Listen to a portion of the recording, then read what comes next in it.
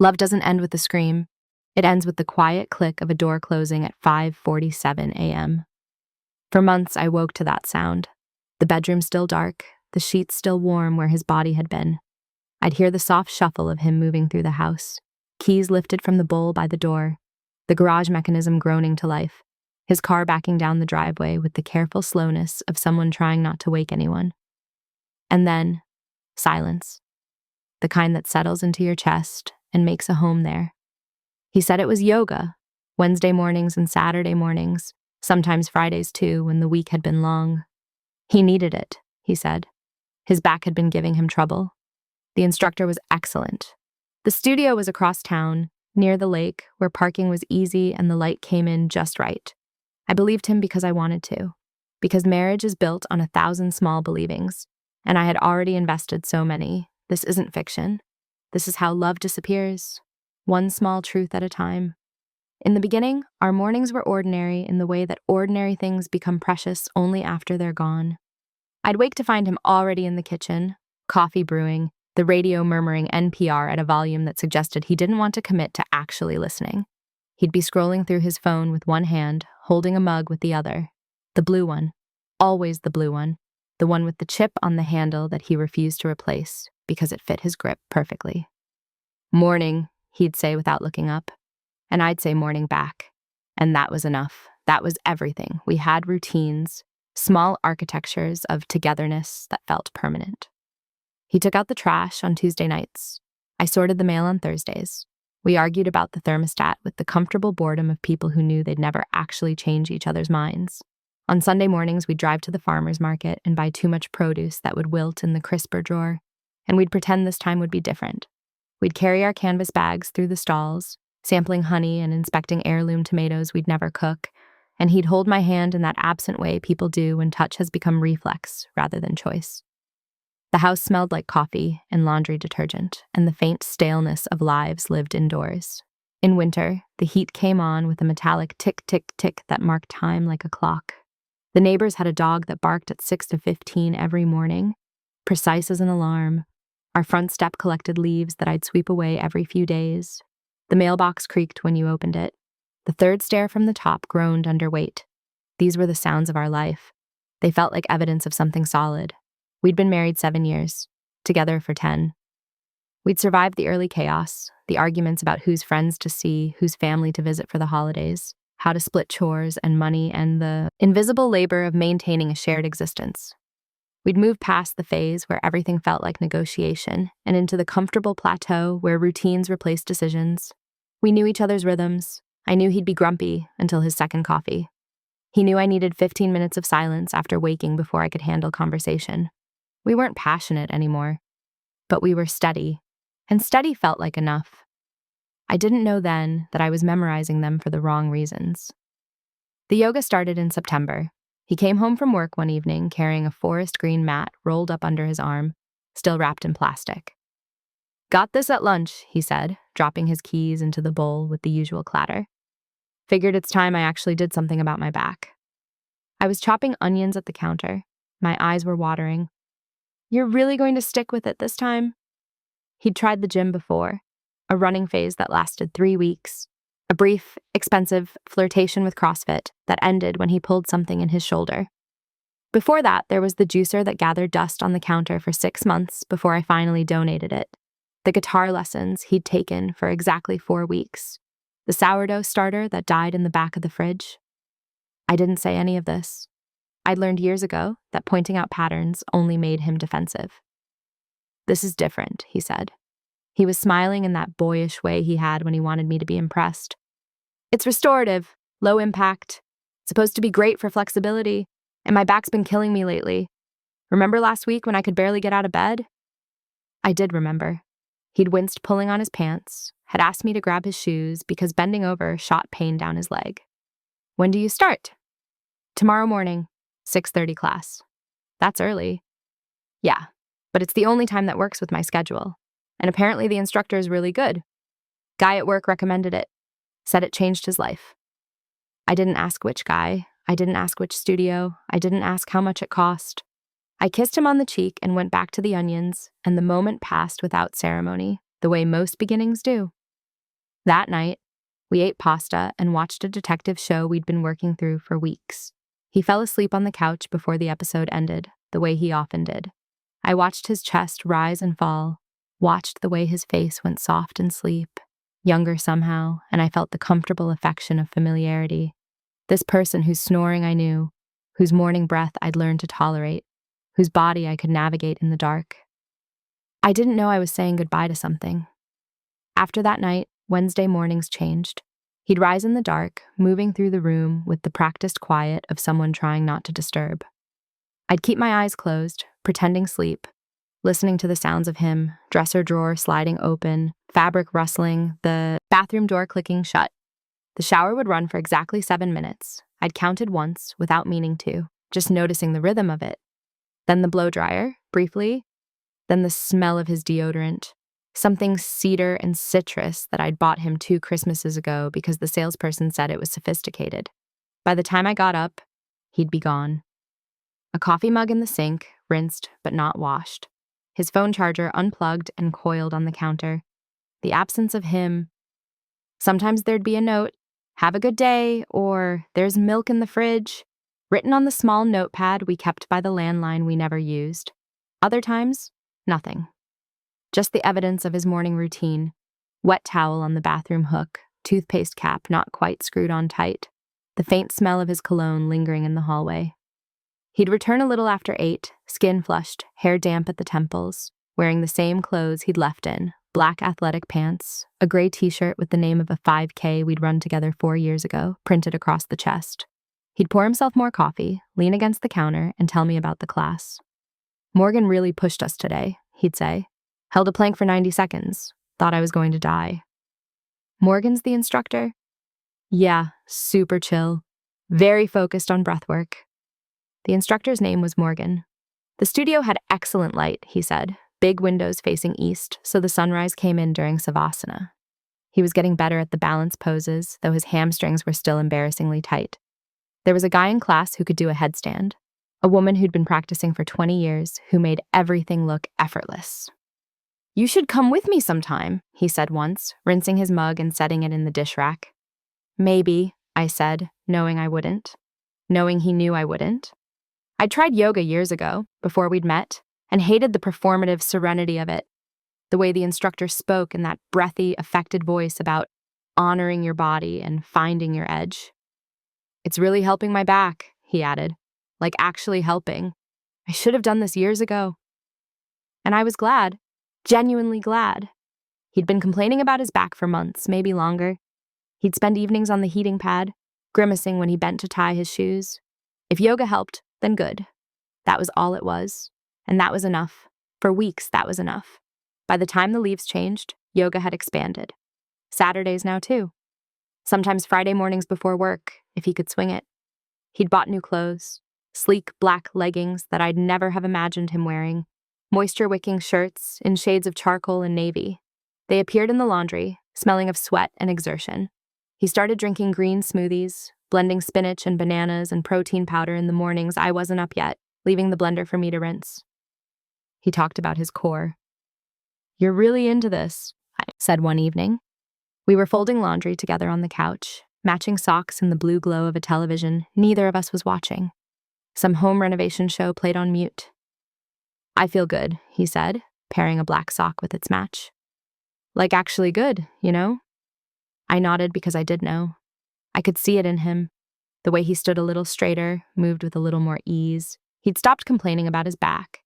He seemed lighter somehow, unburdened. He'd even lost a little weight, though he hadn't needed to. His face looked less tired. He smiled more readily. I was happy for him. I was. But I started noticing things. Small things. The kind of things you notice and then immediately tell yourself you're being paranoid for noticing. The way he'd started showering as soon as he got home from yoga, whereas before he'd linger in the kitchen for 20 minutes, telling me about his morning. The way he'd begun keeping his phone face down on the counter when before it had always been face up. Screen catching light available. The way he'd sometimes smile at his phone before tucking it into his pocket. A private smile I couldn't read. "What's funny?" I'd ask. "Oh, nothing. Just a work thing." But he wasn't checking work email. The angle was wrong. The smile was wrong. I told myself I was inventing problems, that 7 years of marriage had made me complacent and suspicious in equal measure, that this was good, him taking care of himself, finding something he enjoyed, becoming a person with interests and routines that didn't revolve around me. But it started with the smell.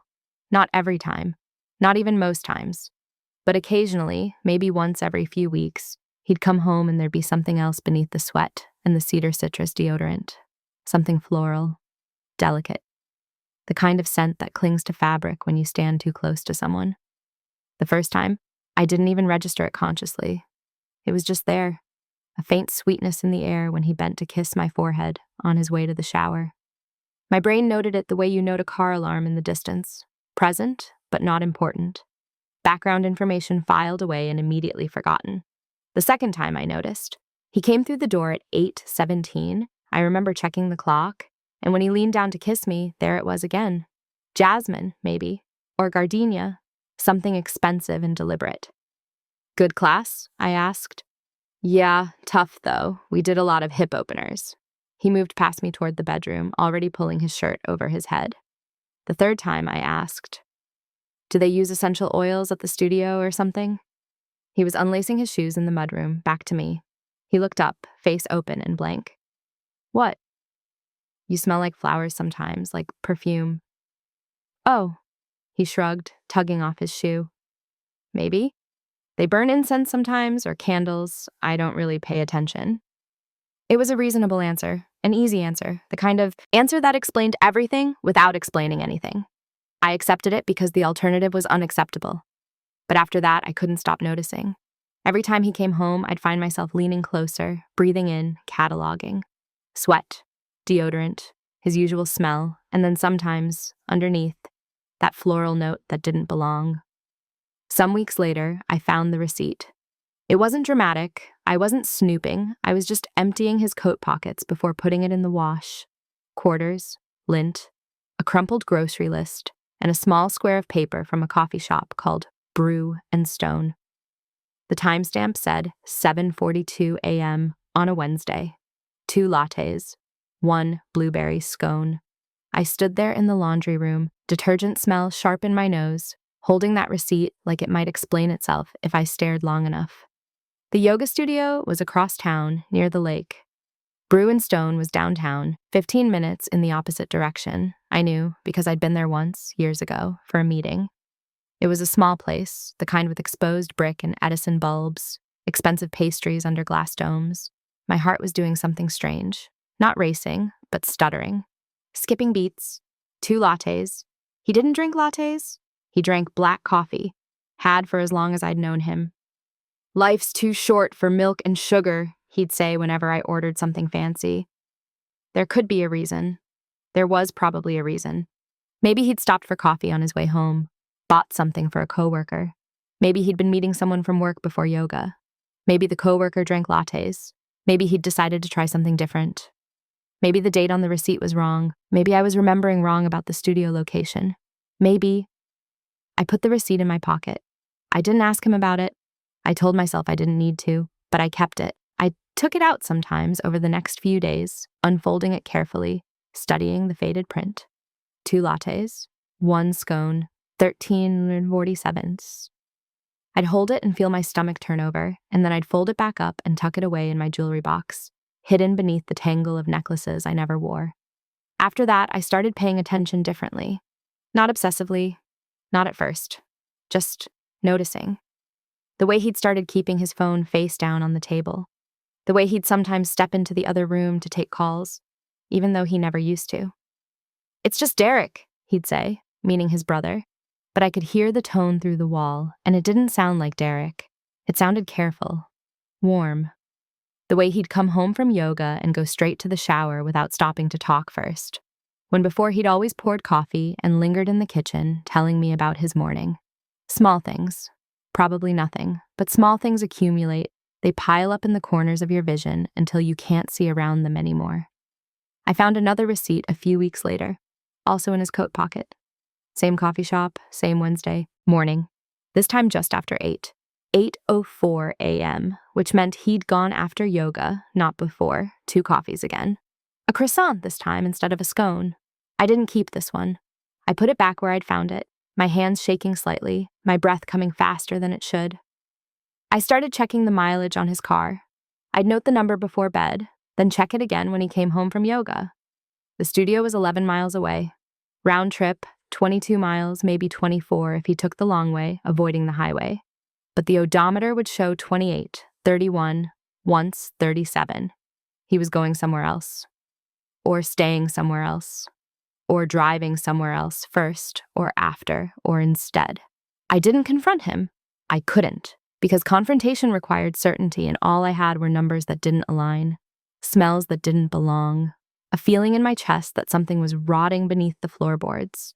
I went through his credit card statements online, coffee shops, one dinner at a restaurant we'd never been to together. Nothing definitively damning, nothing I could point to and say, there, that's proof. I considered calling the yoga studio, asking if they had a Wednesday morning class, if Morgan was a real instructor. But what would I say? Hi, I'm checking to see if my husband is actually attending yoga or if he's lying to me. The humiliation of it stopped me every time. So I said nothing, did nothing, just collected my small pieces of evidence and held them close like talismans against disaster. In the quiet that followed, the house felt different. I'd moved through rooms we'd lived in for 6 years and suddenly not recognized them.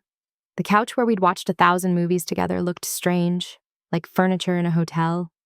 The kitchen where I'd cooked every meal, pancakes on Saturday mornings, chicken on Sundays, the slow comfort of routines repeated until they became invisible, felt staged, impersonal. Even our bed, the bed where we'd slept tangled together, where we'd had lazy Sunday mornings and whispered conversations in the dark, felt like a place I was borrowing. I started doing small tests without meaning to.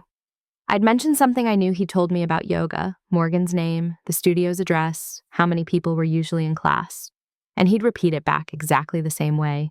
No variation, no new details, like he'd memorized a script. How's Morgan doing? I asked once. You said her kid was sick last week. His kid, he corrected. And yeah, better, I think. He was back teaching Saturday. His kid, right. But I'd never said Morgan was a man. He'd never told me. I'd assumed, and he'd never corrected me until that moment. I'd ask him to show me a pose he'd learned. He'd hesitate, then demonstrate something I could Google in 30 seconds. Basic, elementary, downward dog, child's pose. Things any beginner would know. Thought you said you were getting good at balance poses, I said once, trying to sound light, playful. I am, he said. That one's just, I don't know, hard to explain without doing the whole sequence. Another easy answer, another wall. I found myself watching him differently, studying the way he moved through the house, trying to catch him in some small inconsistency. But he was careful. Or maybe I was paranoid. Maybe both things were true simultaneously. We had dinner with friends one night, and someone mentioned yoga, and I watched his face as he talked about it. He was smooth, convincing. He described the studio, big windows, hardwood floors, that morning light. He talked about Morgan's teaching style, the challenge of vinyasa flow. He made it sound real. And maybe it was real. Maybe I was inventing betrayal out of coffee receipts and unexplained miles. Maybe the perfume smell came from incense. Maybe the phone calls were work. Maybe I was the problem, suspicious, paranoid, unable to let him have something of his own without making it sinister. But I couldn't shake the feeling that I was living with a stranger, or that I'd always been living with a stranger and was only just now noticing. Years can pass inside a single evening. It was a Saturday in November when I finally said it out loud. He'd just come home from yoga, or from wherever he'd actually been. His hair was damp, his face flushed, and there it was again, that floral scent, stronger this time, unmistakable. We were standing in the kitchen. I was unloading the dishwasher. He was pouring orange juice into a glass. The refrigerator hummed its familiar drone. The clock above the stove read 8:23.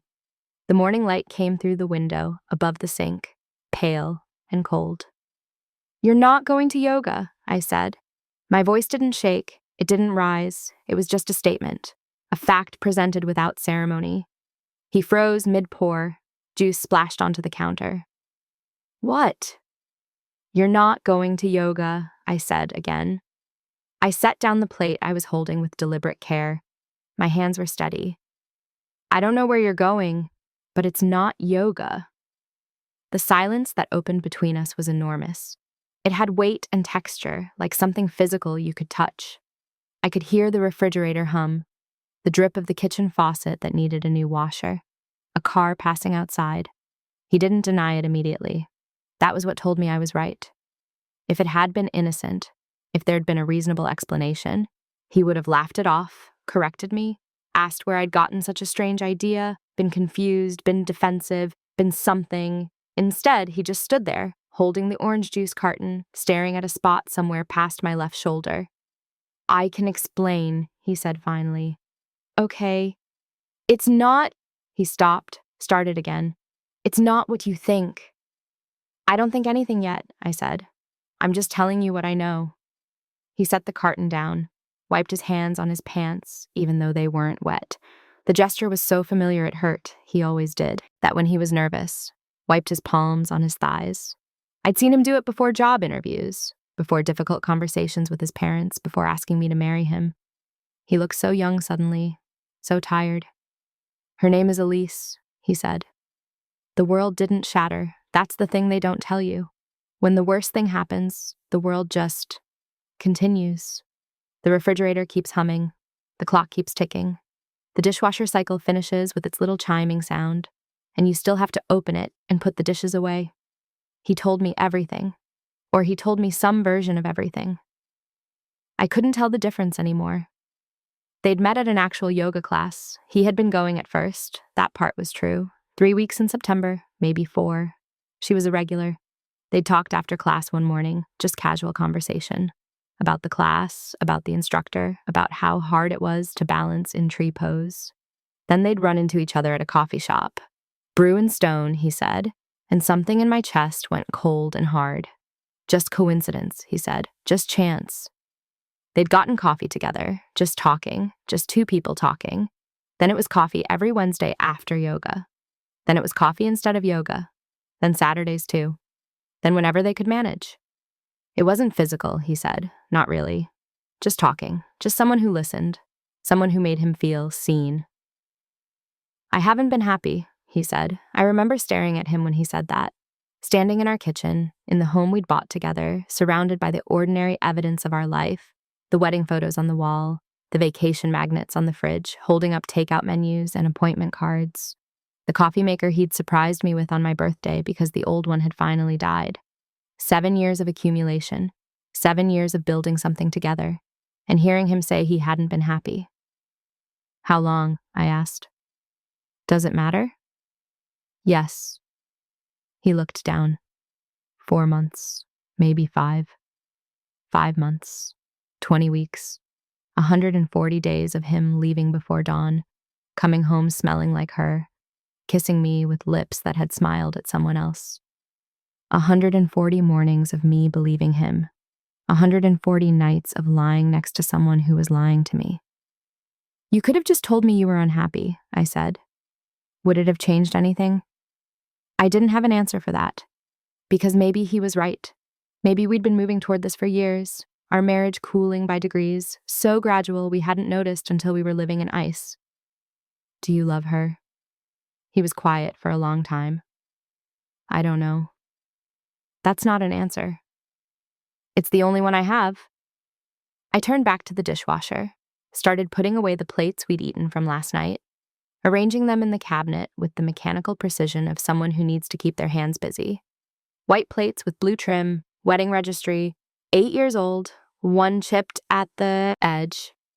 What do you want? I asked. I don't know that either. He didn't leave that night, or the next night, or the night after that. He said it was over with Elise. He said he'd ended it. That very morning, he said, before he came home, he'd told her he couldn't do it anymore, that he needed to fix his marriage, that he was sorry. He said he wanted to fix us, to remember how to be happy together, to find our way back to whatever we'd been before. I said okay because I didn't know what else to say. But everything was different now. The house we'd lived in was full of ghosts. Not of what had been, but of what I'd believed had been. I'd walk past the blue mug and remember all the mornings I'd thought were ours. I'd hear his car in the driveway and feel my stomach clench, wondering if the yoga had really ended or if he'd just gotten better at hiding it. I'd look at him across the dinner table and wonder what he was thinking. If he was thinking about her, if he missed her, if ending it had been a relief or a sacrifice. We both tried. We went to dinner and talked about neutral things, work, weather, something funny a friend had said. We avoided anything that mattered. We watched television side by side on the couch, careful not to touch. At night, we lay in bed with an ocean of space between us, and I'd listen to him breathe and wonder if he was thinking about her. Wonder if he'd ever thought about me that way. Wonder when exactly we'd stopped being lovers and become roommates performing an elaborate routine. The perfume smell didn't come back, but I'd catch myself leaning close to him anyway, checking, searching, sniffing for evidence of a crime that had already been confessed. He stopped going to yoga altogether, stopped leaving early in the mornings. The mat stayed in the hall closet, still wrapped in plastic, never once unrolled. I never asked about it. Trust, I learned, doesn't come back just because someone asks for it. It doesn't return because you will it to. You can't logic your way back to safety. You can't unknow what you know. You can't unfeel the sick drop in your stomach when he picks up his phone. You can't stop wondering if he's telling the truth this time, or if he's just gotten better at lying. Some mornings I'd wake up at 5:47 out of habit, even though there was no longer a door closing to wake me. I'd lie there in the dark, listening to him breathe beside me and feel the weight of everything unsaid pressing down on my chest. By the time the leaves had all fallen and winter had turned the world gray, I knew we were finished. Not because of some dramatic final betrayal, not because he left or I threw him out. Just because certain truths once spoken can't be unspoken. Certain fractures once visible can't be hidden again. We were sitting at breakfast one morning, a Tuesday, unremarkable and gray. Snow was threatening but hadn't fallen yet. The kitchen window showed our backyard, brown and dormant. He was reading something on his phone. I was drinking coffee from my red mug, the new one I'd bought to replace the old one that had vanished when he moved out. No, that's not right. He was still there. That comes later. We were sitting at breakfast. He was eating toast. I was looking across the table at him and realized I was looking at a stranger. This man who'd memorized the way I took my coffee, who knew I was afraid of moths, who'd held my hand through my father's funeral. He was gone. Or maybe he'd never been who I thought he was. Maybe I'd invented him, built him from scraps of hope and habit and the desperate human need to believe someone knows you. I think you should find somewhere else to stay, I said. He looked up. He didn't seem surprised. Okay, he said. Just that. Just okay. No argument, no pleading, no last-ditch effort to save us, just acceptance. That told me he'd been waiting for permission to leave, that he'd been ready to go for a while but needed me to be the one to say it, to be the one to end things so he wouldn't have to carry that guilt. He moved out that weekend, took his clothes, his laptop, the blue mug with the chipped handle, left the furniture, the photos, the coffee maker, left me the whole quiet shell of our life to rattle around in alone. I helped him pack, stood in the bedroom holding a garbage bag while he sorted through his dresser drawers. It was all so civil, so quiet. No tears, no shouting, just the sound of hangers scraping against the closet rod, cardboard boxes being taped shut, the squeak of his footsteps going up and down the stairs. I'm sorry, he said at one point. We were in the kitchen. He was wrapping glasses in newspaper. I know. I really did want to fix it. I know that too. And I did. I believed him. I believed he'd wanted to fix us. I believed he'd ended things with Elise. I believed he'd tried. I just also believed that some things, once broken, don't go back together the same way. The house is different now. I rearranged the furniture first, moved the couch so it faced a different wall, away from where we'd always sat together. Bought new sheets. White, simple, nothing like what we'd had before. I gave away his books, the ones he'd left behind. Threw out the yoga mat I found in the hall closet, still in its plastic wrapping, never once unrolled. Donated the wedding photos, painted the bedroom a different color. I turned our home into mine. Some days are harder than others. I'll wake up early and for a split second forget that I'm alone, expect to hear the garage door opening, expect to smell coffee and hear NPR murmuring in the kitchen. Then I remember, and the silence settles over me like a blanket. heavy and smothering and mine. I don't know where he is now, if he's with her, if he's happy, if they still meet at Bruinstone, if he ever thinks about the morning I found that first receipt and didn't say anything, giving him one more day to come clean before I had to become the person who knew. I wonder sometimes if she knows about me, if he told her he was married, if she cared, if they're building something real now that there's nothing standing in their way, or if the thrill was in the secrecy and now that it's gone, they have nothing left to talk about. I look back sometimes at the months before, the ordinary mornings, the Wednesday yoga classes, the slow accumulation of small lies, and I try to pinpoint the exact moment things broke. But there wasn't one. There was just a gradual erosion, so subtle I didn't feel it happening until I was already standing in the ruins. People ask if I'm angry, if I hate him. I'm not sure I do. Hate requires a kind of energy I don't have anymore. What I feel is more complicated. Sadness, maybe. Disappointment, a strange, dislocated grief for the version of us that only ever existed in my mind. The marriage I thought we had. The person I thought he was. The person I thought I was. And underneath all of that, relief. Because pretending everything was fine had been its own kind of betrayal. Pretending I didn't notice the perfume, the receipts, the extra miles on the odometer, that was me lying too. To him, to myself. Choosing ignorance because confronting the truth meant admitting that I'd built my life on sand. The truth hurt, but at least it was true. I still smell perfume sometimes. Not his, mine, a different one. Something I bought for myself after he left, something bright and unapologetic that smells nothing like flowers. It smells like citrus and ginger, sharp and clean and entirely my own. I wear it on Wednesday mornings when I wake up at 5:47, when the house is silent and dark and mine. I pour coffee into my red mug, sturdy and whole. I sit in the kitchen and listen to NPR at whatever volume I want. Sometimes I leave the dishes in the sink. Sometimes I eat cereal for dinner. Sometimes I don't make the bed. And I remember that love doesn't end with a scream. It ends with a door closing softly at dawn, with someone walking out into the morning alone. It ends with the quiet recognition that you can survive the breaking, that you can become someone new in the ruins, that peace comes slowly, disguised as mornings where you no longer check the mileage, no longer search for proof of crimes already committed, no longer jump when a phone buzzes, no longer feel the sick drop in your stomach when someone says they're going to yoga. I never found out if there really was a yoga studio near the lake, if Morgan was real, if he ever once told the truth about where his Wednesday mornings went. I never called to check. Never drove by to see, never searched online for class schedules or instructor names. It doesn't matter anymore. He left for yoga and came home smelling like someone else's perfume, and I learned that love and truth are not the same thing, and that sometimes the kindest thing you can do is stop pretending they are. Some marriages end in fire. Ours ended in coffee shops and mileage, logs, and the slow realization that the person sleeping next to you was dreaming of someone else. I don't wish him ill. I don't wish him happiness either. I wish him nothing at all, which is its own kind of peace. The house is quiet now, but it's the right kind of quiet, the kind that belongs to me.